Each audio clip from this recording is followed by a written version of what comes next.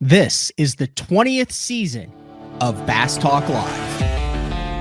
BTL is presented by Bass Cat Boats, Strike King Lures, Aftco, Pro Guide Batteries, Spro, Gamakatsu, The Bass Tank, Denali Rods, Beatdown Outdoors, and Sunline. BTL coming at you. Good morning, and welcome to another second edition of BTL Bass Talk Live, where we are going to talk about bass fishing. We're going to talk about some unique bass fishing today. We had two full shows yesterday. The news dropped on Monday that the National Professional Fishing League, in their fifth season in 2025, will go to no forward-facing sonar. We had Brad Fuller on, the president of the MPFL, who said he made that decision. I was interested in how he came to that decision. He's been on a number of different podcasts now. Started out with Luke Duncan, did mine. I think he's going to be on Serious Angler today. But a business decision through and through. Really kind of hammered home the point that it was a business decision. And like I said, I think for that league, in that iteration of for what they do, that right now in that time, I mean, they're the first league who has said they drew the line and they said no. So we'll see how it plays out. I really don't think anybody knows how it is going to play out. And then we had Chris Zaldain on in the first half, coming off his best season since 2019, 14th place finish, made the Bassmaster Classic in his basically his hometown there, Fort Worth, Dallas area, on Ray Roberts. And he talked a lot about kind of the climate of the industry and the state of the union. So I talked yesterday before I brought Zaldain in about how I've been gone for basically like a month and a half up north. And I'd heard, the team series for MLF. They took the BPT guys and they basically had a draft.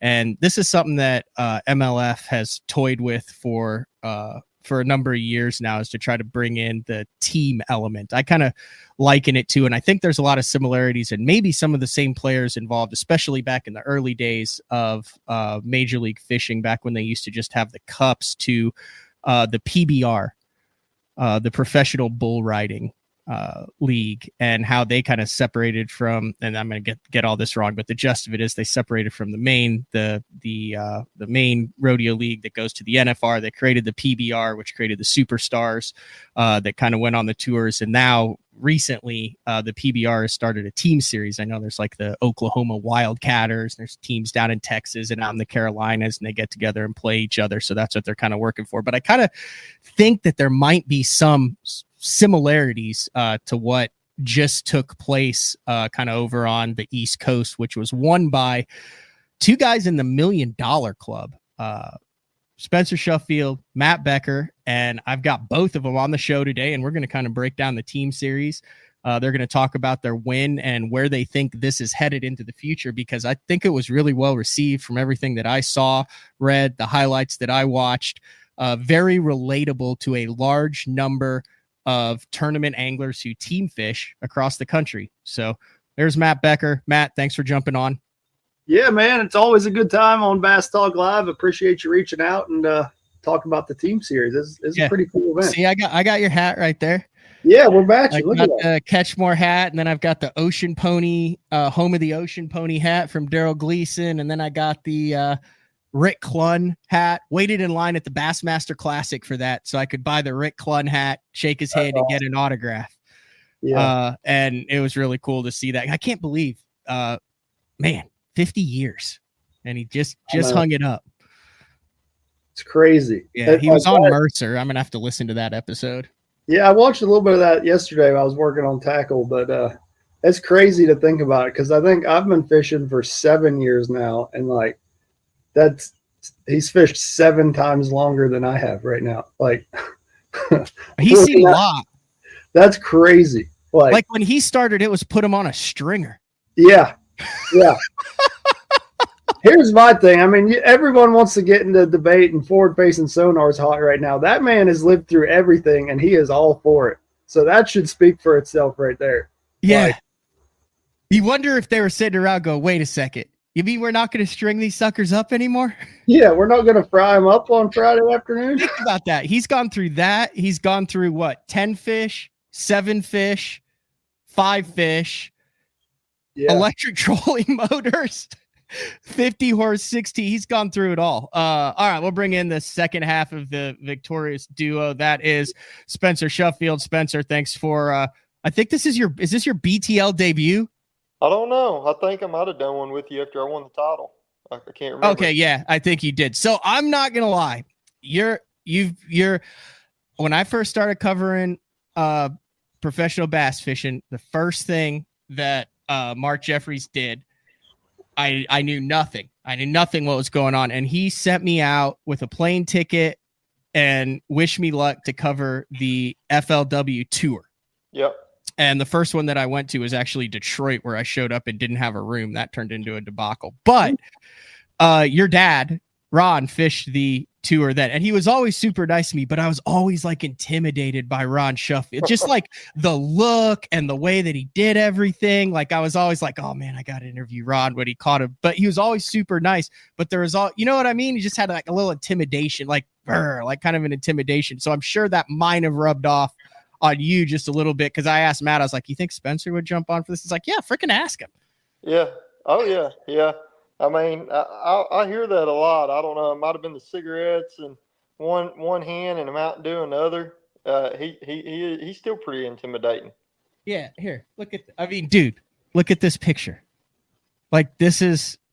Hold on. Why did it go away? There it is. Like that's a dude who's like, I just caught a bass. Now get out of my way. Right there. Like, look at that. Like that's I don't want to mess with him. That's it. That bass is like, yep, you caught me. What would you like me to do next, sir? Yeah. Yeah. I think that was at Table Rock, it looks like, maybe. I think is where that picture was. I remember that. Yeah. That was back Never Start Day. This is one of his last years there. I think he was with them 2 years before he quit. What did he just had enough and hung it up? Like, is he still fishing or? Oh man, I could go so deep into that, but you think he'd be willing to do a show about that, Spencer?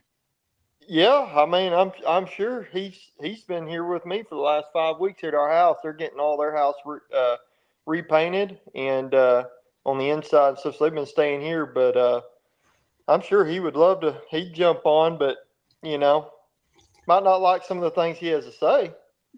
Well, I mean, I just provide the platform. We do entertain, educate, and engage. We let you guys have the platform, and we roll with it, dude. There are so many good stories from back in that mid or late 2000s, like to 2012 of FLW stories. And I think enough time has passed. Like that is a treasure trove that you could like dive into. There are some crazy things that happened back then. Mm-hmm. So you were fishing co-angler back then, right? I did. I started fishing co-angler in 2007, and I did co-angler through from 2007 to 2012. And when I won co-angler of the year in 2012, it was the first year they gave away a fully rigged Ranger boat, and I sold that and used that for my entry fee money to start as a pro on FLW Tour in 13. Yeah, I'm looking at this. You dominated the co-angler 7, 8. Yeah, 7 through 11, your AOY finishes. You fished everyone. Were 2nd, 9th, 2nd, 6th, 1st. That was wild back then, too. Do you remember, Matt, that time period where you had Justin Lucas and you and Stetson Blaylock and was Matt Airy? Didn't even he fish as a co-angler back then for a while? I know Brian Thrift did. Brian Thrift. That was wild. Yep. Yeah, I remember watching some of it, and like, you know, I've kind of kept up with the name since then, but it's pretty crazy to see how, you know, the transformation. And I mean, it just proves co-angling's a good place to get started. Yeah, I thought so. 05 and 06, Matt Airy fished a full season as co on the pro circuit. Did you ever do the co thing, Matt? Not at that level, no. You know, I did it when I was, you know, super young, like 16, 17, and more like, Bass Nation stuff. Yeah. And I think I may have fished one of the Stren series, or now it's the Toyota series. But once I graduated high school, I had my own bass boat, and I was like, I want to fish out of the front, you know. All right. Let's get into this team series thing. So the very first iteration of this, I'm sorry, Matt, I forgot that you won that. That was my bad in the pre-tournament meeting. Was explain what that was. So that was where they were like, hey, we're doing the team series, but it was like the earpieces, and then you had what, 3-man teams? Yeah. So the last 2 years they've had 3-man teams where you fish out of a different boat. So you're kind of basically fishing for yourself, but you got 2 other guys whose weight contribute to the same team. But you're all out of different boats, and you're connected through a headset, which is on like a 3-way phone call. So essentially you're talking back and forth to everyone throughout the day. You know, this is what I'm seeing. You know, I had Wesley Strader on my team, so there wasn't a whole lot of silence. I mean, he was talking and cracking jokes the whole time. So, I mean, it was pretty exhausting on that side of things, but it was really cool, you know, to kind of break down a fishery. We could split it up and pick 3 sections of the lake and send a boat to each section and kind of break it down faster that way. But I feel like it was not really relatable to the average fan who, you know, fishes a team tournament every week. But I mean, it was a lot of fun to fish. And I mean, we ended up winning it last year. So it was, I mean, I can't complain with that. We had a great time. But, you know, this year they decided, you know, with the Bass Pro Tour process of slimming down the field, they wanted to find a better way to, you know, fish these team events, these cup events here at the end of the season. And, you know, going along with that, this was the first year that they were live streamed. And I don't think there'd be a good way to live stream 3 different boats and overlay the audio all at the same time. So they came up with this 2-man in the same boat. And I think it was a hit. So the whole format then, Spencer, was you fished a couple different lakes. You weren't exactly sure where you were going to go. And then it was basically MLF style. But how were the teams were picked via draft? Like I remember around, was it ICAST time or something? You guys were doing like the team draft? Yeah, right after ICAST. Or no? The first one was in May. Okay. Yeah. I was on my way to Sturgeon Bay when we did it. Yep. How did that work? Like NFL style? Well, see, last year when we did it for the 3, they started with the top 28 in points, and from the previous year were team captains, and they started with number 28, or maybe it was 24. I don't remember, but it was 24, 28, something like that, and they went backwards. You got to pick one, like so. The guy in 28 got to pick his first guy, then the guy in 27 got to pick the first guy, so on all the way to first place. So Wheeler was the last one to get to pick his first guy, and then they started over and went all the way back to 1 to pick your second guy. This year, they did the exact opposite. They let number 1 start first, but they didn't go off AOY standings from the previous year. They went off the first 4 tournaments. Okay. So based on where you were in the standings after stages 1, 2, 3, and 4 of this year, or maybe it was, what was it, Matt? Stage 1, 2, and 3, or stage 1, 2, 3? No, it was stage after stage 4 at Eufaula. Yeah, they broke up the top 24 in the standings were the captains. That, you know, and then you could pick anybody else. Yeah.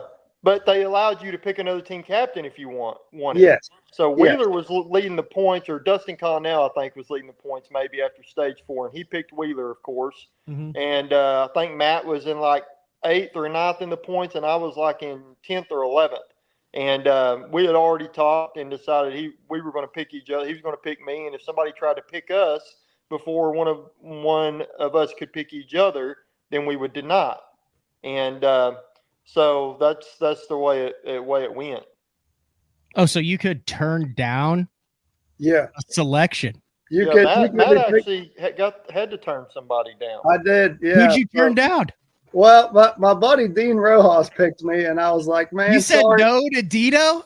I know. Well, dude, he's gonna hold that grudge for decades, man. I know. You better never need a frog the rest of your life. I know, man. Soul. Yeah, I know. I felt so bad, but like Spencer said, we had just talked about, like. Yeah. No, I get it. Was he okay with it? Like, did he understand? Yeah. I mean, we talked about it previously, but my whole thing was that if Dean had called me before and been like, "Hey, I want to pick you," like it would have been a different story. But like, he literally took me completely off guard and was like, "Yeah, I'm picking Matt Becker." It's like the Elway draft. Yeah, it came out of nowhere. He surprised me with it, and I just was like, no, I can't. I already fishing with Spencer. So the teams were you and Spencer, Gagliardi and Browning, John Hunter, Luke Clausen, Jacob Wall, Bobby Lane, Andy Morgan, Cole Floyd. Did Gil and Stefan? I know, what is it? It's you two, Gil and Stefan that all roomed together. Yeah. We so did they have a deal too where Matt was like, Gil was like, "Don't worry, I got you, bro." Yeah, that's pretty much what we decided with the first one, was that we were just, the house was going to pick each other and just, have fun with it. Okay. Spore LeBrun, Ron Nelson, and Keith Carson. Dean's fine. He ended up with Michael Neal. Yeah, that was the second choice. Which was on his team the year before, too. Yeah. Yeah. They have a bunch of the same sponsors, too. Plus, Michael Neal's like top 5 in the world. That's not a bad second choice. MDJ and Adrian Avina, Connell and Wheeler, so their house did the same thing. And then Strader and Suggs, correct? Yeah, that's in the final. And then there are a bunch of other ones. Those are the teams that made the finals. You can actually go to, or no, those were all there. You can actually go to MLF, and they have the whole thing under the General Tire Team Series. Presented by Bass Pro Shop. So you guys got on the same team. Someone said in the comments too, I don't know why the team. Yeah, Clay's on everything. He said, "How is the team series not 2 guys in one boat to begin with?" Like, once you see it makes so much sense. I agree. Yeah, I don't know where the 3-man teams out of different boats came from, and but when I think of a team tournament, it's 2 guys in the same boat. Yeah, that's what I grew up fishing. So like I enjoyed it, and I related to it extremely well. I mean, same with you, Spencer. Don't you fish all sorts of team tournaments on Washita and all sorts of stuff around there? I do, or I did. I stay so busy now. I might get to fish 2 or 3 a year, but yeah, I mean, growing up, they were all on the Gray, Hamilton, Washita, Greason. I mean, probably fish 30 a year.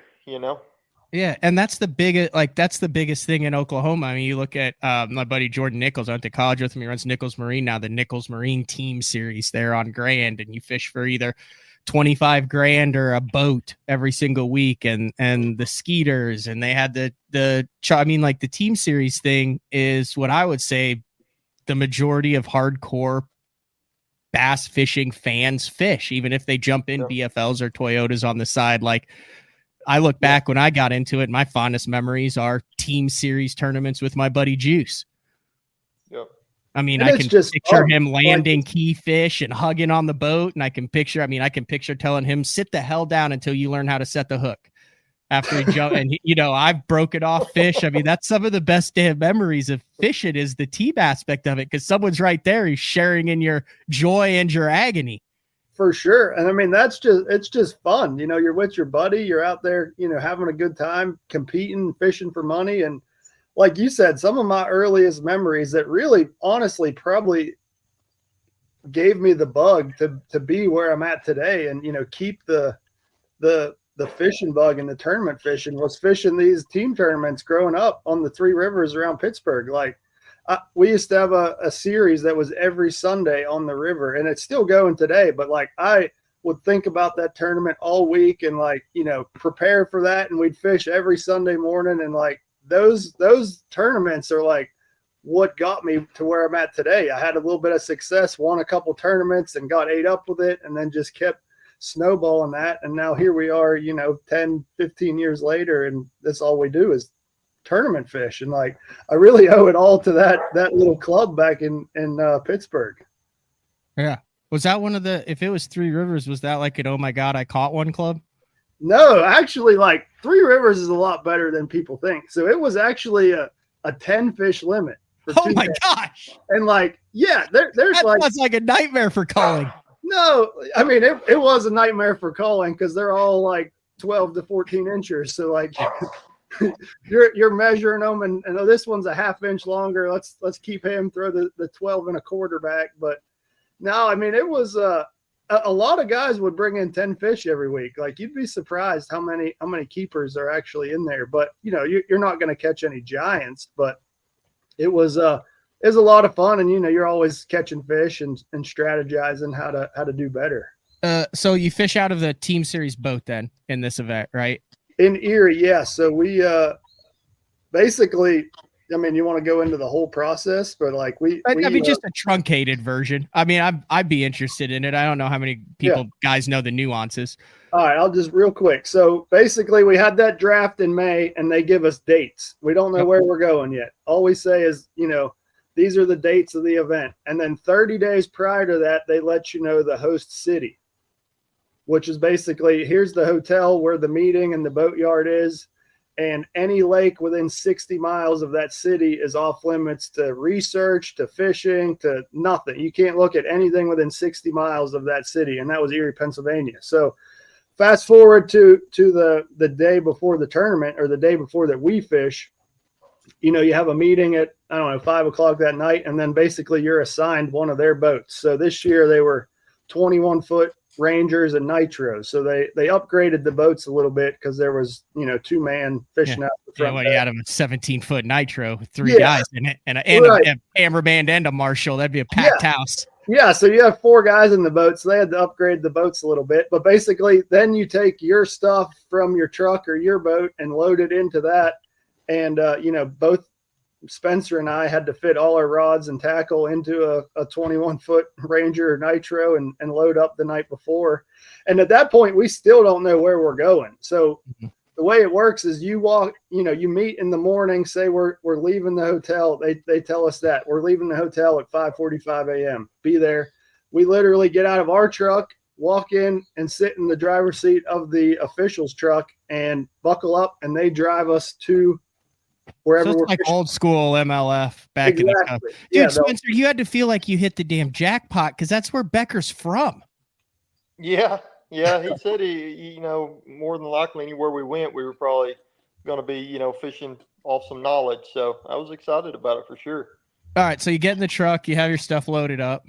Yeah, we head off to the ramp. We don't know if we're driving 60 miles or 5 miles. You know, we don't know where we're going, what we're doing, but you know, that part is just so cool, just because the unknown and, you know, having to pack all the tackle for whatever fishery you may be going. But like you just said, I mean, I am very familiar with Erie, Pennsylvania and the surrounding area. I've been to every lake there, and I've probably won a tournament on every lake that we could have been to. So I was, you know, I felt good about it. And like, man, no matter where we go, like I have an idea. And, you know, I kind of told Spencer beforehand that no matter what lake we go to, the first place we make a cast is a place where they live, and we're going to probably catch one.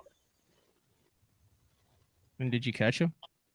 We did. So thankfully, you know, like this is where the team aspect kind of comes into play. Okay. You know, thankfully I had some experience here, and Spencer kind of felt comfortable and confident in me kind of running the show and picking the areas to go, because if we'd gone to a couple spots and not caught a bite, I could already feel the tension in the boat, and Spencer be like, get out the way. We're going to go here and do this.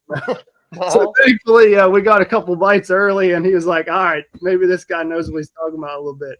I mean, that's the biggest dynamic in team fishing is it's a good team. Like, it's really weird because you see some teams that have like 2 alphas where like they both practice. I'm just looking regionally out of their same boats, and they have the patterns, and you see them both, you know, top 10ing Toyotas and opens, and then they get together. And then you see others where it's like a guy who pretty much does all the work, but he's just got his buddy that's like along for the ride and is like just an assassin when it comes to catching fish. So like, I think that's drastically underrated, because I mean, we've all been in the boat in scenarios with guys where you just you don't click. You don't jive. And it's just, you get that hopeless feeling, but then you don't want to be the guy who's like, dude, this is a waste of time. And then you can feel when you're doing your stuff, he wishes he was on his stuff. I mean, it can become a nightmare real quick. No doubt. I was a little concerned about that, but, Spencer and I had kind of talked about it previously. And, with his co-angling experience, like, I knew that he could catch him from the front or the back. And, it wouldn't take long for us to figure him out. So this was Erie? Yeah, so that was our first day of competition. Good Lord, that's a strong start. Yeah, that was a fun day for sure. Mm-hmm. That was our very first day on the water. Oh, there's Dean. There's Dean with his second choice. I do like MLF does all these different highlight reels for every day, so you can kind of go through and get a good feel of what all the highlights are going. There's another one right there. Did you catch a fish today, or was it all just Spencer on this day, Matt? Seems like he's catching a lot in the highlights. I'm just saying, I've scrolled through most of the days, and it's you high-fiving him. Yeah, Spencer definitely got on him pretty quick there that first morning, and he was kicking my butt for a little while, but we kind of slowly chipped away at it. It's funny, like you brought up having a good teammate and working good together. Like, so after the fact on the drive home, we started doing the math just because we're both competitors with each other as well. And like over 3 days of competition, we weighed the exact same amount of bass over 3 days. Like, okay, I won't hang you out to dry. Even. There you go. There's you catching one. There we go. Look at that. Boom. Yep. Yeah, we had 311 pounds combined between the two of us in 3 days. 18 hours on the water. It's a lot of bass. That's a lot of bass. Doubles. We caught a lot. Spencer had me by a few pounds in total weight, but we weighed the exact same amount of fish over 3 days. So it's catch, weigh, release, total weight, scoreboard, everything. It's just that both of you are fishing. Correct. It was a lot of fun, man. I mean, it's the most fun tournament I've ever fished. I can honestly say that. Okay, let me run something by you, and then we'll take a break and come back and you can answer it. All right. Let's say MLF goes, hey, we're going to straight team series. This is all there is. There's no more individual. We're going this route. Would you guys be okay with that? Do you think there's a future in that? Think about those answers. We'll take a quick break. When we come back, it's BTL with Spencer Shuffield, Matt Becker, both $1 million men, roommates on the BPT, and General Tire Team Series Challenge Cup presented by Bass Pro Shops Champions. Did I get that right? That's a big name, but yeah, I think so. All right, we'll be back right after this. The new Puma STS has been redesigned from the ground up. With the angler, design, function, and performance in mind, nothing on this new offering was compromised, and the only thing carried over from the previous version is the name. Based on the Soft Touch series hull that started with the flagship Jaguar, this new model is nimble and performs incredibly well at all speeds with either a 250 or 300 horsepower engine. Featuring a new 96-inch wide-body footprint, this hull measures out at 20 foot 7 inches in length. Industry-leading design coupled with tournament-winning performance. The Puma STS from Basscat. Feel the rush.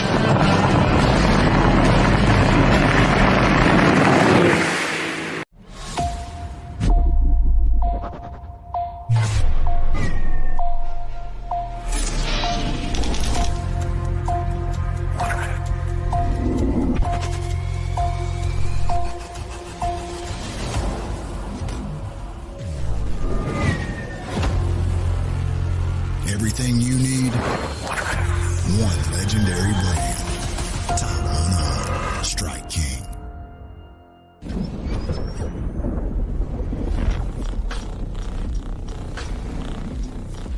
Gear that just plain works. Cast after cast after cast.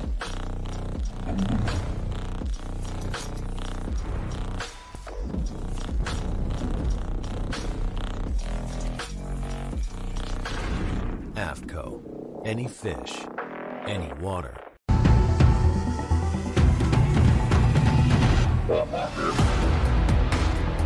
Gamakatsu, the innovation leader in fish hooks, is launching Nano Alpha technology in 2024. Nano Alpha is a new finish available on Gamakatsu's most popular hook styles.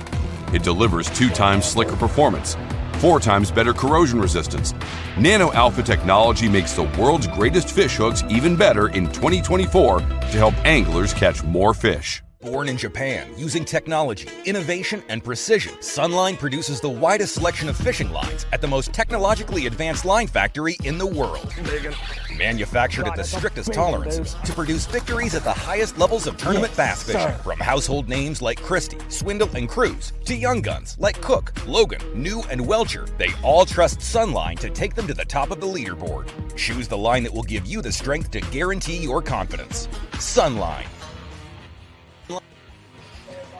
All right, welcome back, BTL, on a Wednesday.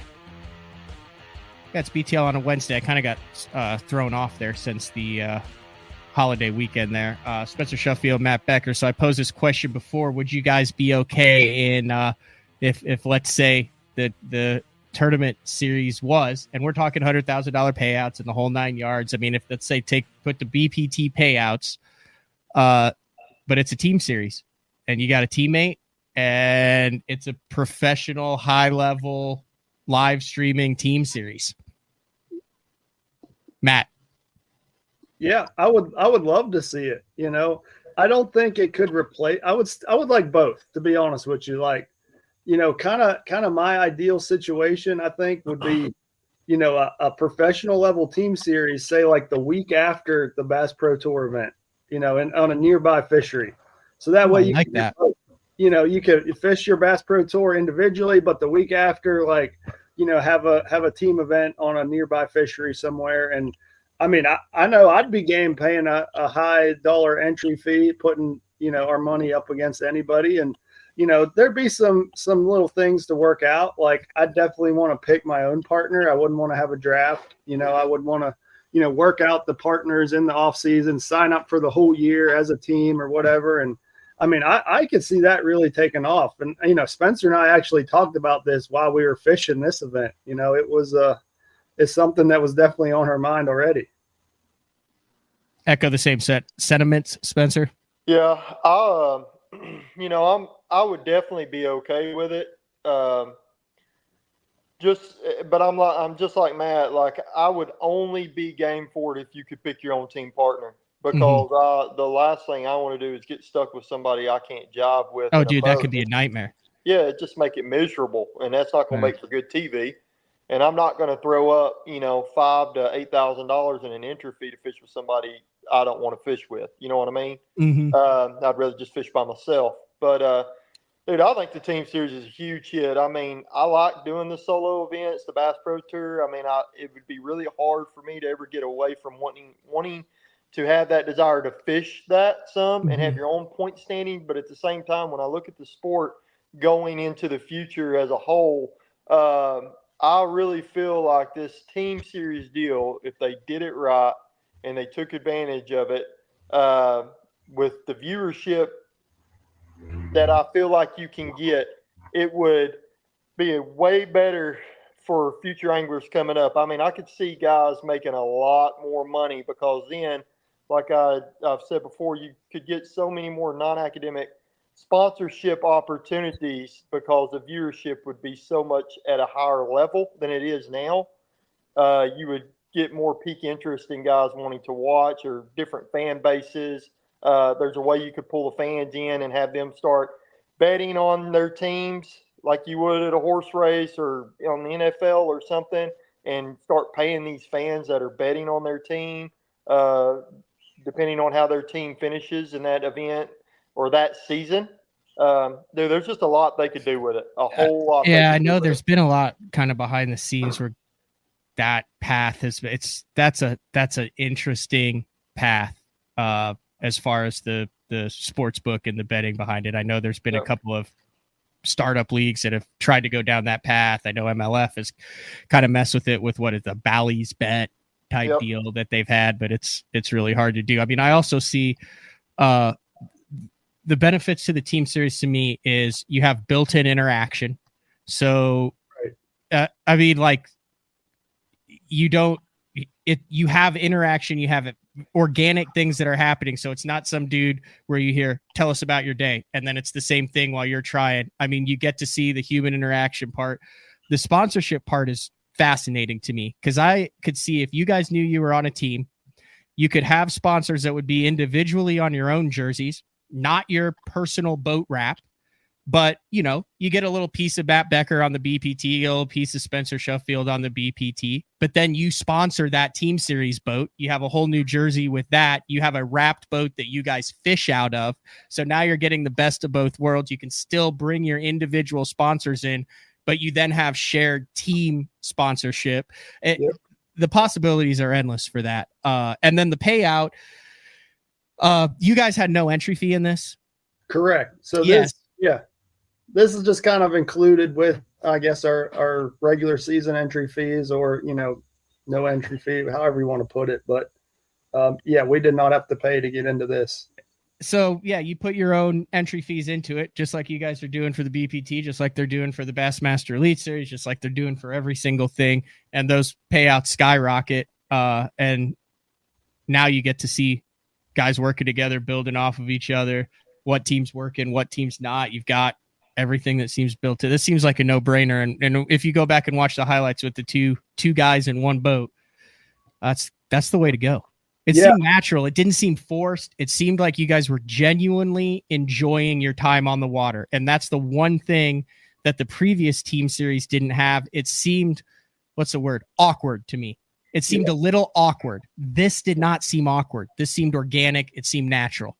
It was really fun. And like you said, with the interaction, like, I went back and rewatched some of the footage on the way home, and I didn't even realize the camera was rolling half the time. And Spencer and I are going back and forth like, oh, you should throw this bait. I wish we had this bait. We're like talking out our thought processes. And like, I totally forgot the camera was even there, and like we were rolling. So like, it was, the fans got to see that and enjoy that and learn from us, that side of things. So like, that was really cool. And then just like taking it back to the roots and working together as a team, for instance, like we were mainly focusing on, kind of drop offs and with grass on them there in Prescal Bay. And like, I could focus on flipping, and Spencer could throw up shallower with a chatterbait or a topwater or something. And we're fishing for two different fish out of the same boat in the same area. So like, that kind of working together was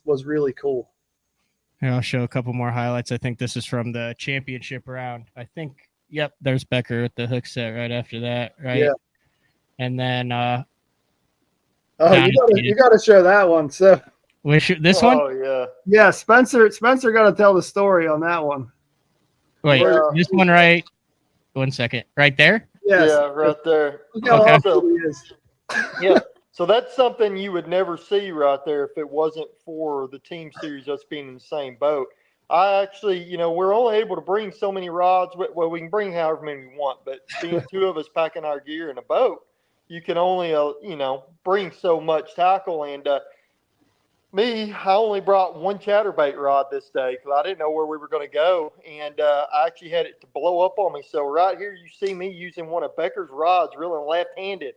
I'm a right-handed guy. And I just had to make it work on the fly, dude. I mean, look how awkward it is. Oh, yeah. Oh, no, that is rough right there. Yeah. But that does not look like someone who's won $1 million bass fishing. No, but I'm doing it. I mean, left-handed. Watch it right here. Slip it off the handle. Yeah, first time ever reeling left-handed on a casting reel. I've tried that. It's not good. Yeah, I know. It was a little rough. Becker said it was painful to watch. Yeah, you caught 3 or 4 on it by the end of the day. You were getting better with it. Yeah, I was. I caught 3 there on it in about 30-minute period. And finally, he was like, hey, let's go back to flipping. I'm tired of watching you reel these fish in left-handed. How did you end up going lefty like that? I got one buddy who does it, and it just makes no sense to me, Matt. That's just what I've always done. My dad started me early with a spinning reel, and it was on the left hand, so I was like, when I get a bait caster, like, I just want to keep it with the same hand and just, roll with that. He had some right-handed bait casters, and it always just felt awkward to me. And, I remember getting my first left-handed bait caster. It just felt natural. And from there, it's just all I've ever used. So at this point, I don't think I could pick up one of Spencer's rods and reel right-handed. Like it would be a mess. Are you you're left-handed on the spinning reel like a normal person, Spencer? Right-handed on the bait caster, left-handed on the spinning, or do you go right on the spinning, which to me is also serial killer stuff? No, I'm right-handed on a bait caster, left on a spinning reel, like a normal person. Yeah, and it's so crazy, dude, because I don't ever check up with a spinning reel. So how do you have such an issue reeling left-handed on a bait caster? It doesn't make any sense. Like when I was using his reel, as far as reeling the chatterbait, left-handed, dude, it was smooth as butter. But as soon as I put tension against it, it's like my hand was fighting against the reel. I mean, it was just so weird. Well, think of how many thousands of hours you spent imparting action, and it becomes an extension of your arm. And then, I don't think it's so much of the reeling. I think it's completely changing your arm. Yeah. So now you don't know where your angle is, where it goes, like how to feel. Remember back in the day when the popular thing to do was to flip left-handed because you don't have to take your hand off it. If that fish hits right there, bam, you got him. Like to me, it was like, why wouldn't you just learn how to flip with your other hand instead of switch your reel? Because now you're not changing all your mechanics at all. You're just learning a new motion with your arm. Otherwise, you're completely changing how you're moving the bait. Exactly. Yeah. I don't know. I tried that for like a half a day one time, and I was like, this ain't for me. It is funny how everyone does different stuff, but I guess like that in other sports. Here, I've got this pulled up. I'll add it. So like this was a big deal in the PBR when they went to the team series, and they actually did like some documentaries on this on some of the streaming networks where the guys are like, I'm a freaking bull rider. Like I'm not here to be part of a team. I'm not here to show someone else how to ride a bull. I'm not here for my success to be dependent on someone else. And it's a really interesting documentary series that kind of follows it through the first couple years as these guys kind of learn how to compete as a team. And I'm sure there's a bunch of crap that goes on behind the scenes in this, just like there is in bass fishing. But I look at that because I'm a casual fan, like, right? Like I've never bull rode. I don't know, but I'm interested in it. I watch it. I want to go to one of the Oklahoma matches, when they take on like Kansas City or something. That's cool. So a lot of comparisons in that where they're trying to go with the team stuff. And I think some of the guys from the PBR back in the day, like are tight with some of the dudes like KJ and some of the guys from the early years of MLF too. Like there's some similarities between those two things. Huh. Interesting. Am I right there? Have you heard that, Spencer? No, I haven't. If you look at it, it kind of makes sense though. Think about I'm still thinking about the bull riding thing. Like, how do you do the PBR team series? Like, did they both get on the bull together? No. So the more you get into it, there's like different bulls with different tendencies. Yeah. They all train together. Yeah. They work together. If a guy like has an in on a bull, he'll help the other guy. Like, hey, this thing spins to the right coming out of the gates. They had a draft where they all went to different cities and things like that. They can actually get like traded and stuff like that. Yeah. So, I mean, it's still individual, but like their success depends on a team. Just like in fishing, like, I mean, I'm sure there's guys who are like, hey, if Becker tries to boat flip a 5 and loses it, I don't want to lose $50,000 because he did something dumb. Yeah. But that's part of the team. Yeah. We did have to deal with that with penalties. So that was one thing that we hadn't talked about yet. If one of us got a penalty, it shut the whole boat down. So we both had to sit there and think about our actions for 2 minutes. Really? How many penalties did you get? We got a lot. Yeah. We got 7 on championship day, but hey, we were pretty clean the other 2 days. We only got 2 a day. Yeah. All boat flipping or all carpet deals? Yeah. Yeah. Boat flipping. They come off or whatever. So there was one point there on championship day where I got 2 on back-to-back casts. So Spencer didn't even get to make a cast and had to sit down for 4 minutes. Yeah, really. I mean, we were on them too, and like my bait would hit the water and there'd be another fish lane violation. I'd have to burn it in real quick before I'd get bit, because that was the thing. Like if the penalty got called before I hooked a fish, or if it was him getting the penalty or me, if one of us hooked a fish after the penalty was called, that fish didn't count. All chatterbait fish? Yeah. Chatterbait, flipping a tube and a jig, and at Chautauqua, Spencer got on a good topwater bite and caught a bunch on that. So we caught him on topwater and wacky worm there at Chautauqua. But majority of them, yeah, probably chatterbait. Is the chatterbait the most likely for a fish to shake off after you land it? Like fish landing violation, it seems over the years of MLF, I've seen more guys boat flip chatterbait fish that end up on the bottom of the floor than any other bait, bar none. Probably so. I would think, yeah, that or treble hooks, because you're kind of scared to grab them. But I mean, they were just kind of slapping at that chatterbait, especially after we had beat on them for a little while. So like, we're just happy to get them in the boat. If they're hanging on by a thread, you're boat flipping them and just hoping for the best. So I see the Heritage Cup coming up September 15th through 20th, the Patriot Cup in October, and the Team Series Summit Cup in November. Do you guys fish all four of those, or do they kind of rotate teams? They rotate teams. So Spencer and I are paired up again for the Summit Cup, the last one. So that's the next one that we'll get to fish. Sweet. November 17th through 22nd. All of this is live streamed. Haven't seen anything about like the numbers or how it was received. I think this is a thing that they need to stick with. Give it a couple years, at least a couple years to catch on. And a really cool product, thinking outside the box and putting two guys in the boat. It's not a new concept, the Team Series. You go back to the Toyota Texas Bass Classic back in the early days. You had teams where guys were going out for half a days and working with each other. You had a couple guys in a boat during the early days of the TTBC. Then they went to a team element with guys in individual boats, and then that turned into an individual event. So, I mean, not like groundbreaking, but the way that it was, the way that it went out. And then obviously this has to turn into a deal where you guys, and I understand why they do it with the corporate sponsors, but this has to be into a deal where you guys know you're a team, know what you're fishing the next year, and can go out and put some more coin in your pocket to have team sponsors and colors and all of that. Like if I wanted to sponsor your team, you guys get the money. That would be cool. I mean, if we're paying entry fees, that's the way it has to be. Yep. But as long as we're not paying entry fees, I'm okay with fishing out of their boat and their jersey because those sponsors are what's, going into the payout. So, I mean, if we have to start paying entry fees or it gets bigger and bigger, then I think we'd have to fish out of our own boats and own jerseys and, kind of sell that as a team to different sponsors. And I think that could be a big hit. I really do. I think there'd be companies that would jump on and, may not sponsor us as an individual throughout the year, but would sponsor us as a team for this series or these events or whatever. And I think you could kind of mix and match. I think it'd be really cool. Plus, if you have like 25, let's say you do, hell, you could do everyone. You could do 40 teams, but let's say you do 25 teams or even 15 teams, which is 30 guys. You can go anywhere. Yeah. Like anywhere. Well, that was the deal with this is there was only 4 boats fishing a day. Yeah.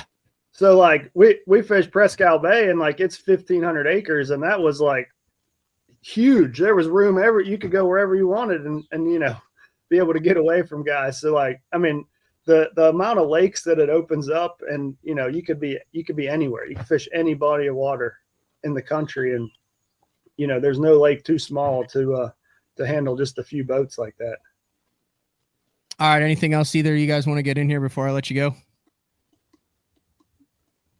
No, it was a fun event. I'm glad to see all the positiveness coming out of it. I mean, I can't tell you how many people have messaged me and I've ran into just since I've been back home. Gosh, man, that Team Series is a blast to watch. Most fun I've had watching a tournament in years. So I really hope we take this somewhere. I really do. Yeah, I agree with that. It's been awesome. Put the word in with your pops there, Spencer. I want to get him on BTL. Whatever he wants to talk about, the floor is his. Oh, he'll do it. Don't get him off on the 4 faces sonar deal. I did 2 shows on that. Dad hates that, and you would be very surprised. We were talking about it yesterday. He just like, man, I don't know how anybody hates this thing. He would have killed to have had it 20 years ago, I promise you. Yeah, his last year was what, 13, 14? 14 was his last year. Yeah, 10 years ago. Oh yeah, you're out of it 10 years. You got nothing to lose. You can talk about whatever the hell you want to talk about. Oh yeah, he'd go on here and let him have it. Oh yeah, That's what I said. I mean, I would sit back and watch. I don't know if I could be in the screen with him, but Yeah. he would give some people a piece of his mind. I promise you. I get that needs to happen for sure. Get him a Mountain Dew and a cigarette and just let him go. Just he'd have to do it outside so he could smoke. I mean, you'd have to let him smoke on here. Yeah, dude, I also like for the team series, I can't wait till an event. And I'm hoping that one you guys are fishing, that second one is in an event where like you've got big fish thrashing at the side of the boat and it's the other guy's responsibility to grab them. And you got one guy, you know how it is. You turn into just a jerk. Grab him. Don't worry about the crankbait. Grab him. I mean, someone's going to lose one and he's going to go, what the hell, dude? Have you never grabbed the fish before? And he's going to go, you didn't bring it in for me. And I mean, that's going to be fun. Oh yeah. Oh, yeah. It will be. Yeah. So the other cool thing that we got, especially because it was in Erie, is I got a sponsor, Fish USA, that's in Erie, and we, all my friends and family live close by. So like we had fans following us every day. We had a couple boats that come out, buddies, and Brittany and Spencer's wife Kristen came out on different boats each day with the big heads and following us around, cheering on us. So like it was such a cool atmosphere just to have a fan club following us and cheering the whole time. And man, it was a special week for sure. Yeah, good that's deal. something you don't get in the BPT. I mean, we don't have our wives couldn't come out and follow us together. I mean, heck, they had fat heads cut out of us and T-shirts. I mean, dude, it was just something neat. It really was. It was a good feeling. Well, also just from the marketing standpoint, I mean, you take different fan bases. I mean, like I have Becker on BTL quite a bit. I have Matt Steffen on BTL quite a bit. And I think it's been beneficial. I've gotten a lot of people who listen to Matt's Steffen stuff every day that have come to BTL. A lot of BTL guys now follow Matt Steffen on it, and it grows. So, I mean, it's only natural. It's a small community, but you get to know other people and then you become a fan of them.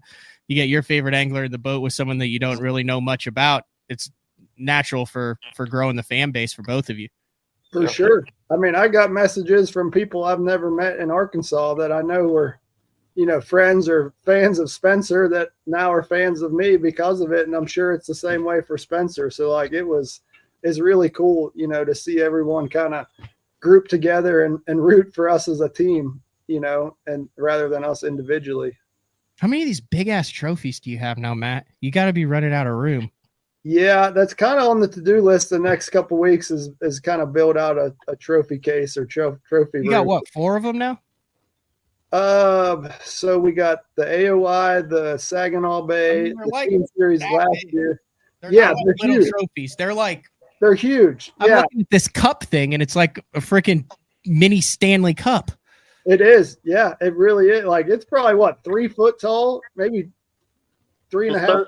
It's 29 inches because I actually had a guy come over here yesterday and measure out a trophy case for over here by my couch. So that's first world problems. Yeah, it is. But I mean, it's been awesome ride the last few years with MLF. I mean, I never expected to have as many trophies as I had the last few years. To be honest, like it's something special, and we kind of got to build some more room for them. And, my strategy is always build for what you got now. And when you get another one, you just kind of make do with what you got.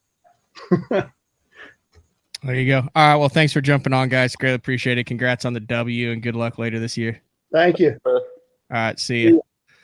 All right. That is Spencer Shuffield. Matt Becker will take a final break of the show. When we come back, wrap things up. We actually have a second show tonight. Johnny Schultz from, Fish the Moment on did a little research. He's actually been doing like a research project for the last month and kind of putting some of the stuff out on Fish the Moment. And he's going to kind of come on and do what Johnny does in the evening, a 7:00 show. And then we're also going to open up the link line. So if you want to StreamYard in and ask me or Johnny a question tonight too, that link will be available in the YouTube description. So it's BTL on a Wednesday. We will be back right after this. Have you considered purchasing new electronics for your rig? The type of mounts you choose to protect your investment should be part of the decision-making process. No matter if you prefer 1, 2, or 3 graphs up front, Beatdown Outdoors has a solution for you. Adjustable, versatile, rigid, and made in the USA. What's your ultimate electronic setup? Check out the full selection of Beatdown Outdoors products by visiting beatdownoutdoors.com. Yes. Fishing isn't just a hobby, it's an obsession. Whether it's blazing hot or bitterly cold, bright sunshine, raining, or even snowing, someplace, somewhere, there's a fish that's ready to bite. And as the angler, you need baits that will catch the fish anywhere, anytime, no matter the conditions. From throwing topwaters to cranking the depths, know the baits to throw. Choose Spro. Denali Fishing has me covered on the Bassmaster Opens, from their line of high-end rods, from the Android series all the way to the TAC series, the Novus series bait casting reels, all the way to the Covert series of tungsten in the cylindrical and the teardrop shapes. Denali has everything to keep me covered, whether I'm finesse fishing for smallmouth on the Great Lakes or flipping for largemouth in the slop down in Florida. The complete lineup is always on my deck and in my boxes. Denali Fishing. Your early morning mentality is your every hour mentality. All gas, no brakes. Focus, purpose, power. Destined for the water, but confident everywhere else. A calming buzz before the storm, the truth of nature itself. You can't catch lightning in a bottle. There's a limit out there, but it's not with your gear. Unrelenting power delivery. Unparalleled weight savings. Keeping you on the water, whether you run a 9.9 or out scoping your best 5. In this rare air, there's power in the silence. It's a mindset, thinking only of the things that matter and freeing your mind from the things that you trust.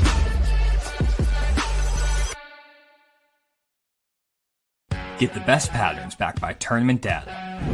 Start by finding the best 10% of your lake. Know exactly what to look for and what to throw. After that, just put them in the boat. Try the Deep Dive app today. In 2023, we became a household name in the crappie fishing world thanks to Power Breaks, the game changer. Hey, bass fishing world, buckle up, because you're next. It's going to be fun. Welcome to the next evolution of our product line, Power Breaks Sidekick. Designed to install right on your shallow water anchors. We are the first and only fishing brake company to offer a breakaway system. Just like with the Game Changer, the Power Brake Sidekick has it as well. And it's not a matter of if you're going to need it, it's when. Power Brakes, the most durable fishing brakes available on the market today. Made right here in the USA with our rock-solid 2-year warranty. Hey, not all fishing brakes are built equally, and you owe it to yourself to find out why ours are different. Power Brake Sidekick. Order yours today at mypowerbrakes.com. You'll be glad you did. Omnia Pro gives you the confidence to eliminate dead water on thousands of lakes across the U.S.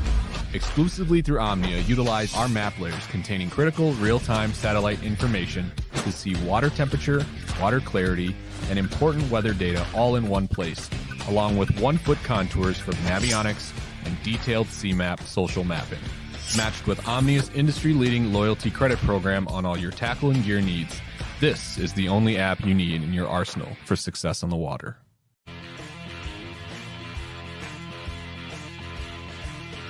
All right, welcome back, BTL. Wrapping things up. We did mention earlier in the show when we talked about Spencer fishing as a co-angler for a couple years. I think Justin Lucas's name came up. Justin Lucas, recent guest on Bass Talk Live. And I was able to get this graphic. Boom. There it is right there. Justin Lucas is doing a Best on Tour takeover. So, Best on Tour, my title sponsor for Bassmaster Opens, sponsor the show, weekly newsletter that covers all things in the sport of fishing, completely free. You sign up, it comes to your email box. I pulled it up right here. bestontour.net, bestontour.net. Simply just put your name, your email. They don't send you junk. They don't just put your email in a bunch of places. It's Dave Rush, who's been on the show a number of times, kind of breaking things down. We had him on around the ICAST time, but it will go to your email. I did a takeover episode or a issue a couple months ago, but Justin Lucas taking it over. So all 10 topics will be from Justin Lucas on Best on Tour. I get emails probably 1 or 2 a month of people that are like, hey man, we want to support BTL. We really appreciate what you're doing. How can we support it? The best way you can do is to support the companies that support BTL. Every single sponsor of BTL, everything that is on the show, everything that I talk about is either currently on my Bass Cat and I use personally. If you guys have seen me on the Bassmaster Opens or when I'm towing, I get, I've had guys that come up, dig through the boat, run through the boat. Everything that's on the show is on my boat. It is what I use. And Best on Tour is a big part of why I'm able to fish the Bassmaster Open EQs. So if you have not, sign up for bestontour.net. And if you do it today, you can get it in time to see the Justin Lucas takeover issue. So tonight, Fish the Moment, Johnny Schultz, 7 p.m. Maybe I can get Johnny to give away some stuff. I'm horrible about mailing out stuff after I give it away. I'm trying to think what I've got. Oh, you know what? Tonight, I bet I can give away. I've got some Sunline, 30% off Sunline cards, which we're going to do an entire line week coming up.